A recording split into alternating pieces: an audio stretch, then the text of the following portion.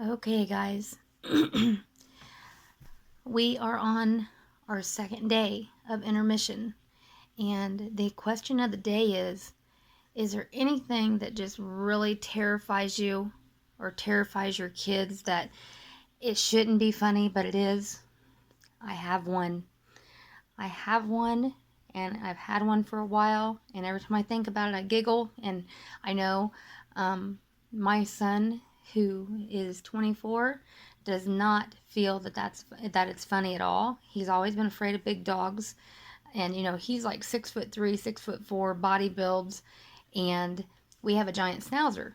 And when I first bought him, or I'm sorry, her, my son was terrified of her, and I thought, why does it take him so long to get in the house when he comes home from work? I figured it out. I come up with a revelation. My son called me and he said, I'm home from work. And I said, and where are you at? Where are you at when you're saying you're at home? I didn't hear you come in. And he said, no, I'm out in the driveway. And I said, why are you out in the driveway? And he said, where's that dog? And I said, she's laying here right next to me. And he said, can you make sure that she knows I'm allowed to come in so so I can come in? He used to work, he made himself believe that the place he used to work, it covered up the smell of who he was, and that he was supposed to be here. And the thing is that the next couple weeks when she was here, he wasn't parking out in the driveway. And I said, would you get your sissy butt in the house and quit sitting out there calling me on your cell phone? Just come in. And he said, okay, I'm gonna come through the garage. I said, okay, I'll be waiting. She's sitting here. She's not gonna bother you. And it took forever, and it took forever. And I thought, what the heck is taking so long? And I opened up the garage door, and he's standing there with all his clothes off, down to his boxer shorts. And I'm like, what are you doing? And he said, I'm taking off all these clothes I worked in so that she doesn't think I'm someone else. And I just, you get this big burly guy that is terrified of our family dog because of how big she is.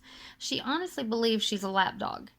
She thinks that she can get up on us. To be very honest, she has to have a pillow on the floor. She is very spoiled. She feels like that she can't lay on the hardwood floor.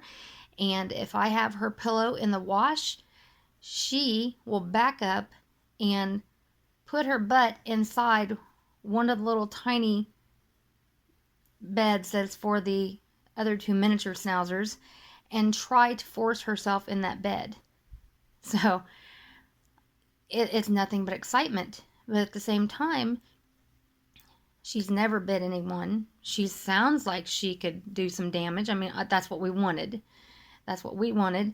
And I think that if she felt like we were at risk or in danger, if someone come in the house without being invited, she might have a different tone. But with the baby, she loves him. She loves him so much. And the fact is that she wants to play with him, and she wants to, lick him. And I keep telling her, you cannot do that to him. You will drown him. And she cries. She cries. And she complains when the boys play with him, or if they, chase him or wrestle him. She cries when, my husband plays with him. She wants to play. And she is so on point. This dog is, of this breed, is number 4 in the world of guard dogs. And she's on it. She always checks the perimeter of our property.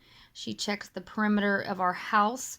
When she goes upstairs before we go to bed, she checks all the rooms. I mean, I feel pretty good about her. I mean, she's awesome. But at the same time, sorry, I'm moving around here. At the same time, I love for her to go with us. I have an SUV that she can ride in the back, when I don't have the stroller.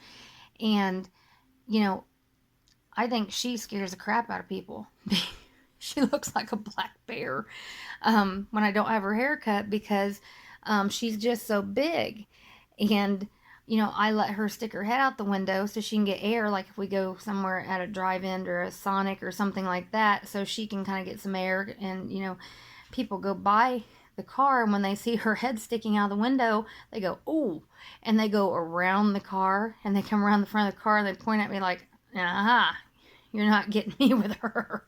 And she's never done anything. It's just the fact that she just looks very intimidating, but she is such a great dog. And I could not ask for a better dog. And my husband, he was kind of questioning, if this was the right dog for us, even before we ever knew, ever knew we were having another baby. Just for the fact that she was used to being around females, and she come from Tennessee, and they drove up here to deliver her to me. And when she seen my husband, she did a, what's the word I want to use? She did a crotch check on my husband, and he said, I don't know if this is gonna work. I said, it'll work.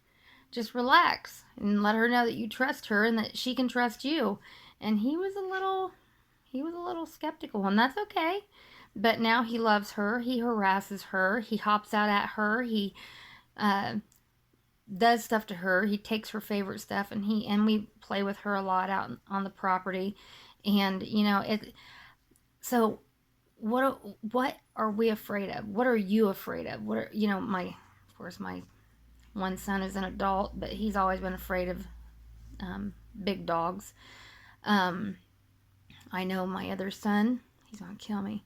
My other son, he is afraid of spiders, and he is like 6'4", and the spider can be the size of a gnat, and he'll go, "Mom, mom, mom, mom, come here, come here, come kill this spider. Where's it at? Where's it at?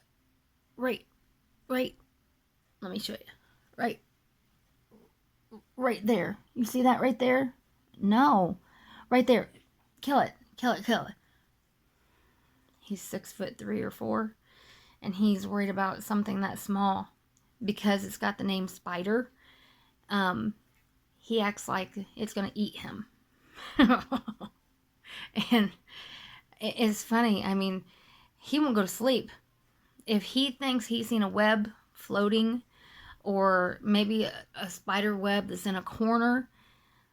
He's ready to have a nervous breakdown. But what are you afraid of?